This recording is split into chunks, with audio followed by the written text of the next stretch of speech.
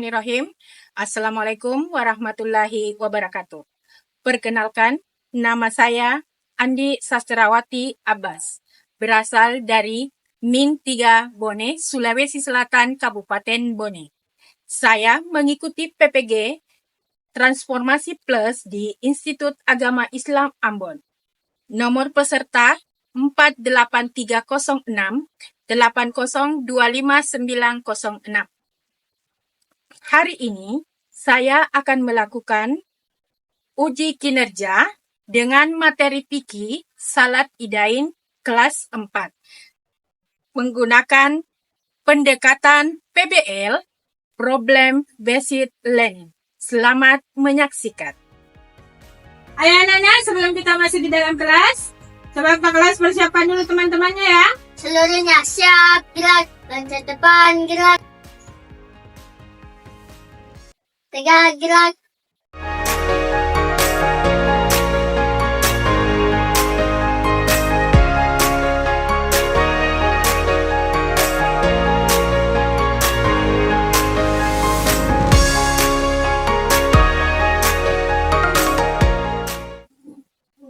Assalamualaikum warahmatullahi wabarakatuh. Waalaikumsalam warahmatullahi wabarakatuh. Ya, kedua kelas, tolong dipersiapkan dulu temannya. Dipegel.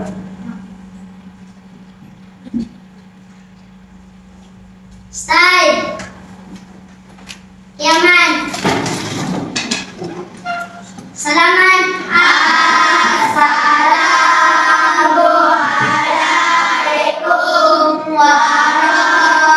wabarakatuh. Waalaikumsalam warahmatullahi wabarakatuh. Silakan dulu. Jurusan. Lanjutkan membaca doa yang dipimpin oleh teman kita, Nafisa Mutmainah Puspanirwana. Silakan maju ke depan untuk memimpin doa belajar.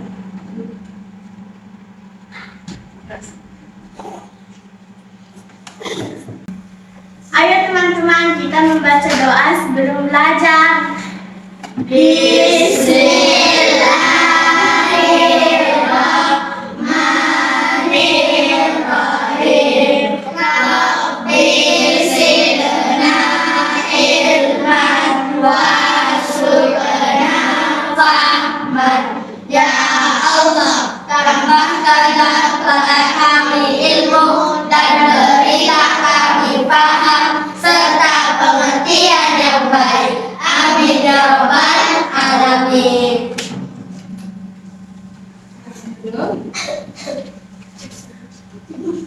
Kita memasuki materi.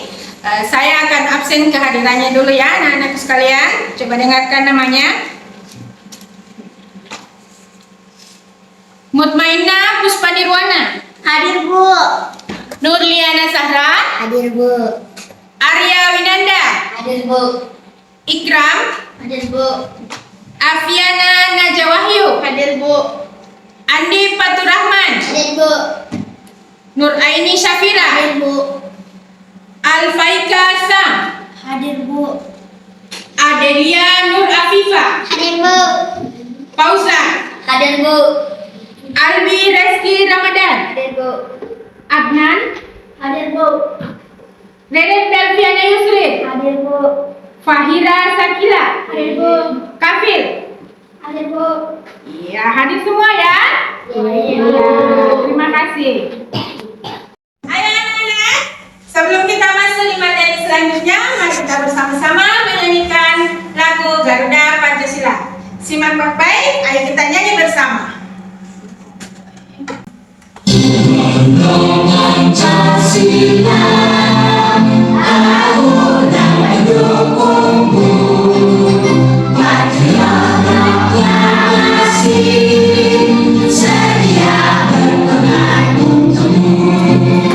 Pancasila Nusantara, rakyat hati makmur sentosa.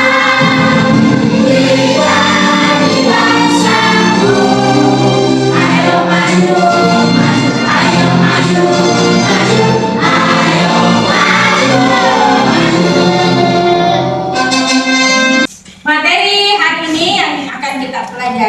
yaitu mengenai salat Idain. Tapi sebelum kita masuk di materi tersebut, saya kembali mengingatkan materi yang lalu mengenai salat Jumat. Apa itu salat Jumat? Salat yang dilaksanakan? Iya, yang dilaksanakan oleh siapa? Tahu lah. Muslim, khususnya bagi dilaksanakan pada hari Jumat.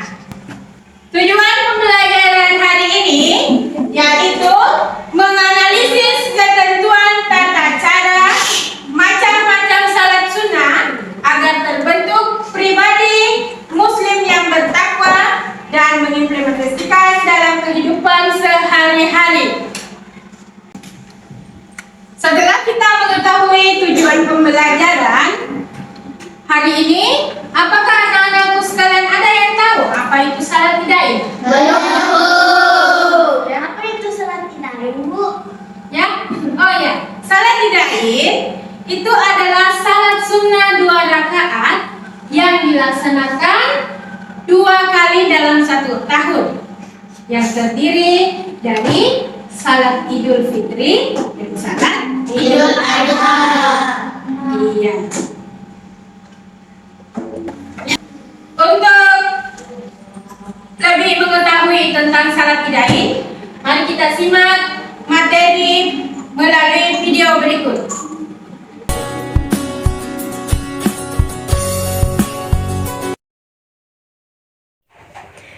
Sholat Idain adalah sholat 2 hari raya, yaitu sholat hari raya Idul Fitri dan sholat hari raya Idul Adha. Lalu, apakah yang dimaksud dengan sholat hari raya Idul Fitri dan sholat hari raya Idul Adha? Yang pertama, sholat hari raya Idul Fitri adalah sholat yang dikerjakan orang-orang Muslim setelah selesai mengerjakan puasa Ramadan selama 1 bulan.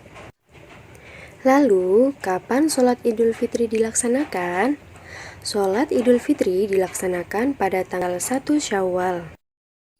Yang kedua, hari raya Idul Adha adalah sholat yang dikerjakan oleh orang-orang Muslim yang tidak sedang menunaikan ibadah haji. Hari raya Idul Adha juga dikenal dengan hari raya kurban. Sholat hari raya Idul Adha dilaksanakan pada tanggal 10 Dzulhijjah. Pelaksanaan sholat Idul Fitri dan Idul Adha atau yang biasa kita sebut dengan sholat Id atau sholat Idain dilakukan sebagai tanda syukur kepada Allah atas nikmat yang telah Allah berikan kepada kita, yaitu nikmat karena dapat menyelesaikan ibadah puasa selama 1 bulan penuh di bulan Ramadan. Maka kita diperintahkan melaksanakan sholat Idul Fitri pada tanggal 1 Syawal. Atau nikmat lainnya seperti memiliki harta lebih sehingga dapat pergi menunaikan ibadah haji ke Mekah. Karena pada hari raya Idul Adha ini bertepatan dengan rukun Islam yang kelima, yaitu ibadah haji. Maka kita diperintahkan untuk menunaikan sholat Idul Adha pada tanggal 10 Dzulhijjah dan bagi yang mampu disunahkan untuk menyembelih hewan kurban.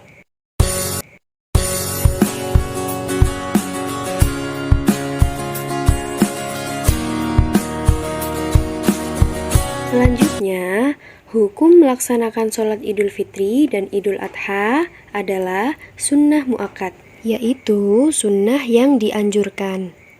Lalu, amalan apa saja yang disunahkan pada hari raya Idul Fitri? Nah, yang pertama, memperbanyak bacaan takbir, tahlil, dan tahmid di malam Idul Fitri. Yang kedua, berdoa dan berzikir kepada Allah Subhanahu wa Ta'ala. Yang ketiga, memperbanyak infak dan sedekah kepada fakir miskin. Yang keempat, bersilaturahmi dengan mengunjungi sanak keluarga dan tetangga. Dan yang selanjutnya, bersalam-salaman untuk saling memaafkan. Kemudian, amalan-amalan sunnah yang dianjurkan pada hari raya Idul Adha yang pertama, memperbanyak membaca takbir, tahlil, dan tahmid di malam Idul Adha dan setiap selesai sholat fardu sampai akhir hari tasyrik. Yang kedua, memperbanyak zikir dan doa. Dan yang ketiga, memotong hewan kurban bagi yang mampu. Berkurban artinya menyembelih binatang ternak dengan maksud beribadah kepada Allah Subhanahu wa Ta'ala. Ibadah kurban ini dilakukan pada hari raya Idul Adha sampai hari tasyrik 11, 12, dan 13 Dzulhijjah. Ibadah kurban ini dianjurkan bagi orang-orang yang mampu melaksanakannya. Orang yang melaksanakan kurban dianjurkan untuk menyaksikan penyembelihannya, lalu daging hewan yang disembelih tersebut dibagikan kepada fakir miskin. Kemudian, hewan yang dipotong untuk kurban diantaranya adalah kambing, sapi, kerbau, dan unta. Hewan yang dijadikan untuk kurban syaratnya sudah berumur 2-3 tahun, sehat dan tidak cacat.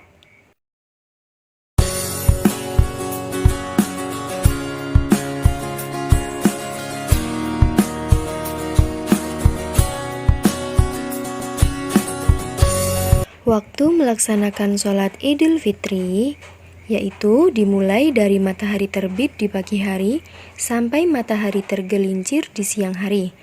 Sholat Hari Raya Idul Fitri dilaksanakan setiap tanggal 1 Syawal, yaitu setelah umat muslim melaksanakan ibadah puasa Ramadan sebulan penuh. Setelah kita melihat dan membaca materi yang Ibu berikan, apakah ada anak-anakku sekalian yang mau bertanya seputar materi salat Idain? Ya, silakan. Oh iya, yang dikurbankan pada saat salat Idul Adha setelah kita salat ya, yaitu sapi, unta. Kalau kita berada di tanah suci, unta ya. Tapi karena kita berada di Sulawesi, maka yang dikorbankan adalah sapi, kambing. Ya, bisa dipaham? Bisa dimengerti? Iya. Anak-anakku sekalian, dari materi tersebut, apakah anak-anakku paham apa yang dimaksud dengan salat Idul Adha? Siapa yang bisa menjawab? Ya, coba Arya Binanda, apa itu salat Idul Adha? Ya? Kira? Salat Idul Adha adalah salat dan dilaksanakan pada 10 Dzulhijjah. Iya, tepuk tangan dulu tuh. Ada lagi yang lain untuk bertanya? Ayo, siapa berani bertanya?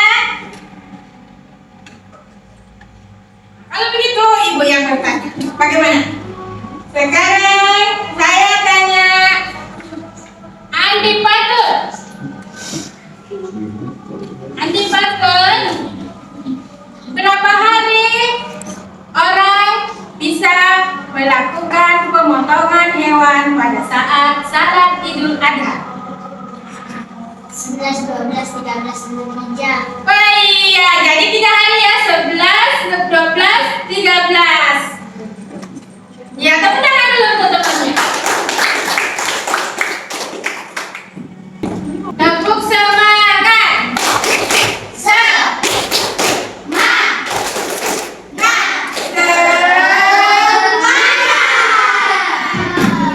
Bagaimana anakku? Sudah semangat semua? Kita lanjutkan melihat video tata cara salat Idul Fitri. Ayo kita simak videonya ya.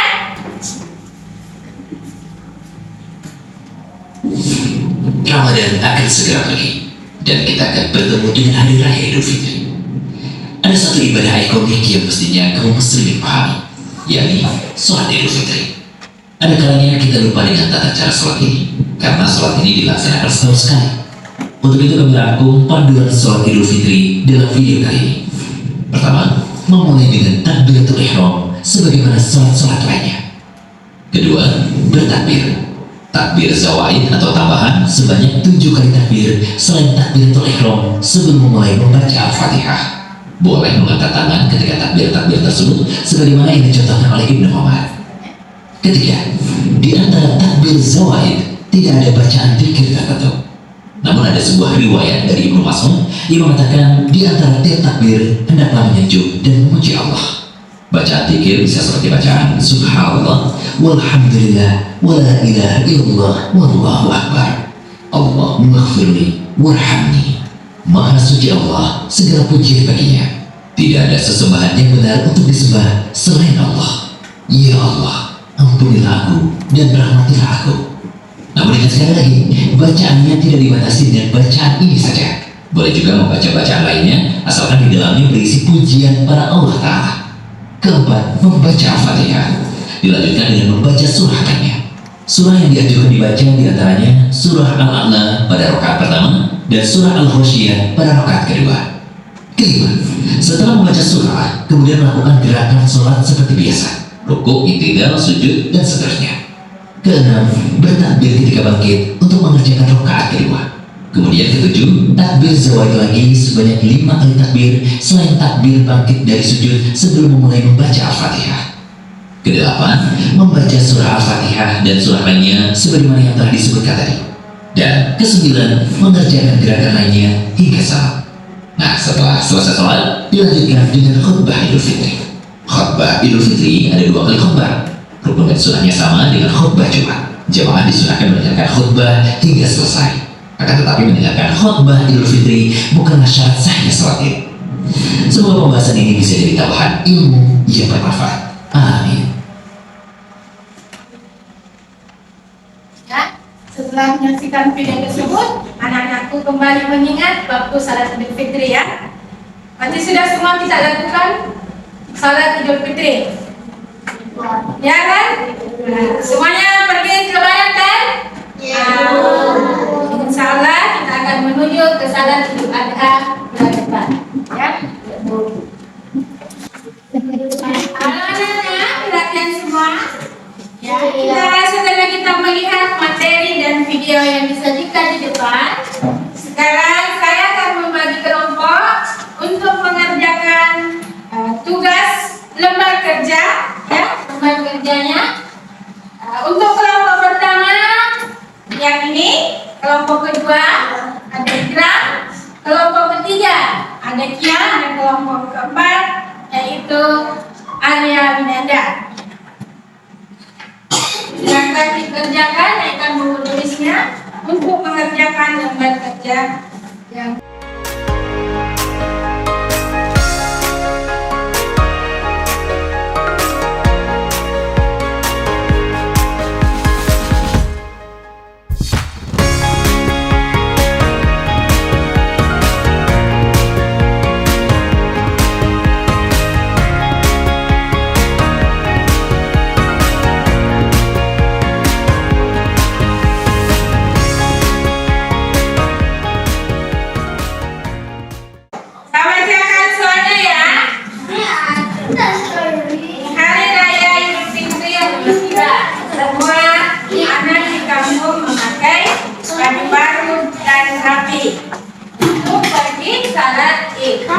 tapi Bima datang dengan baju rumah yang kusut dan bubuk mandi.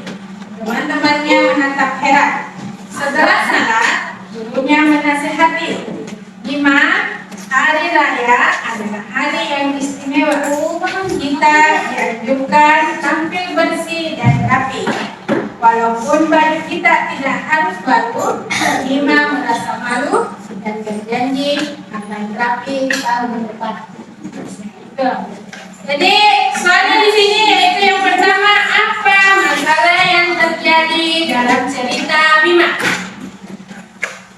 Dari cerita di atas, apa masalah yang terjadi dalam cerita Bima? Silakan tulis nomor satunya.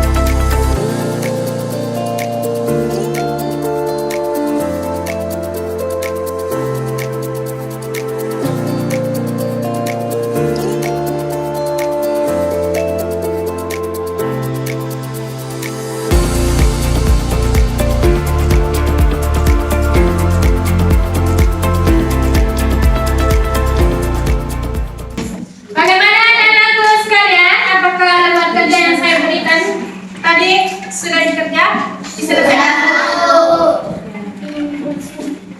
Untuk mengetahui apa jawaban anak-anakku semuanya, saya minta perwakilan dari kelompok masing-masing kelompok ya untuk membacakan hasil dari lembar kerja yang diselesaikan tadi. Saya mulai dari kelompok pertama. Silakan perwakilan dari kelompok pertama, Mutmainah, dibacakan hasil kerjanya dengan suara yang keras. Coba teman-teman yang lain dengarkan. Perkenalkan, nama saya Mutmainah Puspanirwana, perwakilan dari kelompok 1 akan membacakan hasil kerja kami. Apa masalah yang terjadi dalam cerita Bima memakai baju busuk dan belum mandi di hari raya Idul Fitri. Apakah harus memakai baju baru saat salat Aid? Tidak harus memakai baju baru asalkan tampil bersih dan rapi. Menurut kelompokmu, apa yang sebaiknya dilakukan Bima tahun depan? Bima harus tampil bersih dan rapi walaupun baju tidak baru di hari raya Idul Fitri. Iya, terima kasih. Silakan Ibu kembali. Saya ambil lembar kerjanya. Selanjutnya kelompok 2.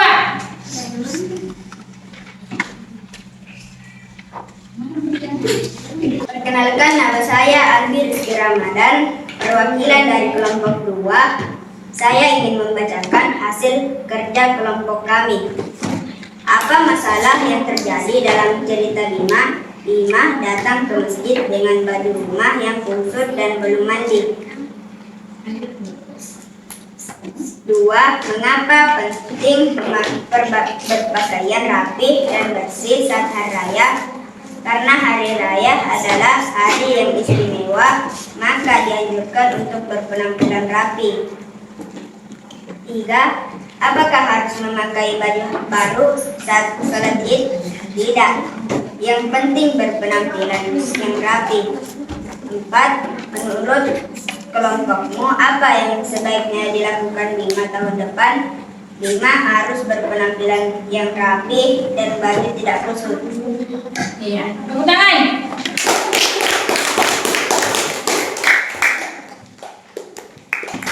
Selanjutnya kita masuk di kelompok 3. Perwakilan dari kelompok 3, silakan ke depan.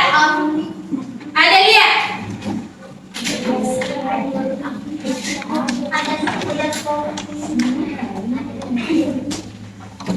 Apa masalah yang terjadi dalam cerita Bima? Hari raya Idul Fitri, Bima memakai baju yang busuk dan belum mandi. Dan guru menasihati Bima, hari raya adalah hari raya yang istimewa. Kita dianjurkan tampil bersih dan rapi walaupun baju kita tidak harus baru. Mengapa penting berpakaian rapi bersih saat hari raya? Hari raya adalah hari raya yang istimewa. Apakah harus memakai baju baru saat sholat Id? Tidak harus baru, yang penting rapi. Menurut kelompokmu, apa yang sebaiknya dilakukan Bima tahun depan? Bima harus mandi dan rapi walaupun baju tidak harus baru. Iya, tepuk tangan dulu untuk kelompok 3. Saya dari perwakilan kelompok 4 ingin membacakan hasil kerja kami. Apa masalah yang terjadi dalam cerita Bima? Semua anak di kampung memakai baju baru dan rapi untuk pergi sholat Id. Tapi Bima datang dengan baju rumah yang kusut dan belum mandi. Mengapa penting berpakaian rapi dan bersih saat hari raya? Karena kita dianjurkan untuk tampil bersih dan rapi. Apakah harus memakai baju baru saat sholat Id? Tidak, baju kita tidak harus baru. Menurut kelompokmu, apa yang sebaiknya dilakukan Bima tahun depan? Bima harus rapi dan bersih pada tahun depan. Iya, tepuk tangan untuk kelompok 4. Dari hasil yang kita lihat, yang kita dengarkan dari video yang Ibu berikan kepada anak-anakku sekalian, dan dari lembar kerja yang anak-anakku sekalian kerjakan, maka dapat disimpulkan bahwa melaksanakan salat Idul Fitri itu harus dengan pakaian yang bersih, ya. Tubuh yang bersih, pakaian yang bersih dengan menggunakan wangi-wangian. Ya. Kedua, bahwa bersih itu tak selamanya harus baru. Jadi anak-anakku sekalian, bahwa untuk melaksanakan salat Idul Fitri atau salat Idul Adha, anak-anakku harus menggunakan